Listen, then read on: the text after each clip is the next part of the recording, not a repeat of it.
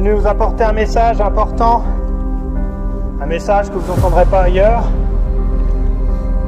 de la part de Dieu le Père et de notre Seigneur Jésus-Christ. Il y a environ 2000 ans, le Fils de Dieu est venu mourir pour nos péchés.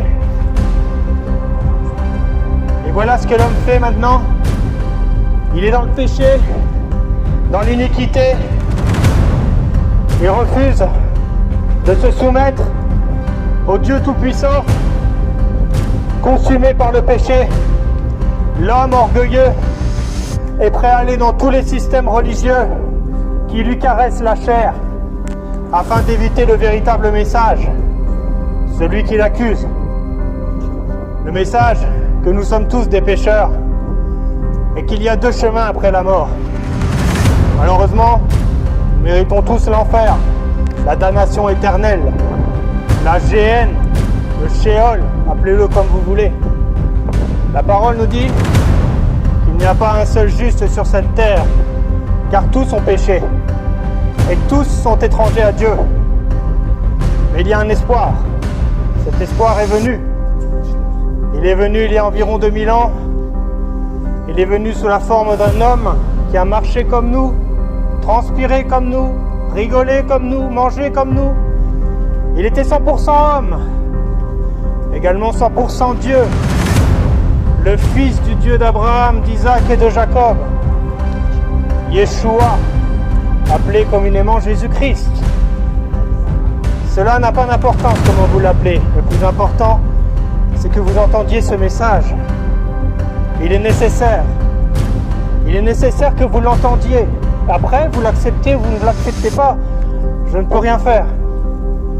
Sachez qu'il y a un jugement qui attend tout homme pécheur, tout homme non régénéré.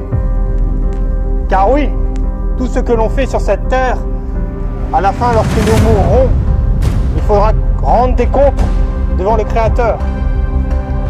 L'homme se confie dans les systèmes religieux ou dans la politique, mais il oublie que cela ne le sauvera pas du jugement qui arrive. Où est-ce qu'on a vu dans la Bible qu'il fallait prier la Vierge Marie? Où est-ce qu'on a vu dans la Bible qu'il fallait se confesser au curé, un pécheur? Non. La vérité, c'est Yeshua. Voilà. Cette parole doit être entendue, car personne ne va la prêcher ailleurs. On va vous dire ce que vous voulez entendre. Que peu importe ce que vous avez fait, le Fils de Dieu est venu mourir, donc vous n'avez plus rien à faire. Vous n'avez pas besoin de vous repentir. Pourtant, c'est la première parole qui est sortie de la bouche de Jean-Baptiste. Repentez-vous, car le royaume des cieux s'est approché de vous. Voilà le véritable évangile. Et je préfère qu'on me coupe la langue plutôt qu'en prêcher un autre. Je ne veux pas être maudit devant Dieu. Ah non, c'est quelque chose de terrible de tomber entre les mains du Dieu vivant. On peut se moquer, on peut me frapper, tout ce qu'on veut. Ça n'a pas d'importance. Je veux porter l'opprobre de mon Seigneur et proclamer son évangile à tout le monde. Car qu'est-ce que ça vaut, ce qui se passe sur cette terre? Toutes vos richesses, toutes vos convoitises. Qu'est-ce qu'il en restera à la fin? Rien. Vous mourrez comme moi je vais mourir. On mourra tous. L'important c'est de savoir où allons-nous aller après. Car le Seigneur, et ça je vais vous le dire, Jésus-Christ de Nazareth, est celui qui a le plus parlé de l'enfer dans la Bible. Pourtant on nous dit Jésus n'est qu'amour. Non, il est amour, oui, c'est son sacrifice sur la croix qui l'a démontré. Mais il est également justice. Qu'est-ce qu'il y a de juste à commettre des fautes et de ne pas être jugé? Si je vais agresser une personne, là, la police va m'arrêter.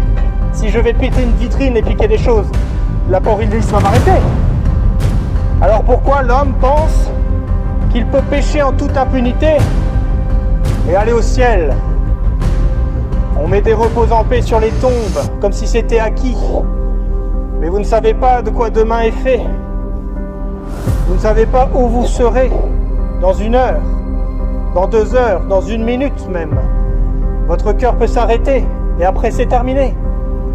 Je ne suis pas là pour vous condamner, je ne condamne personne. Il n'y a qu'un seul juge. Et la terre est son marchepied. Moi, j'apporte juste le message.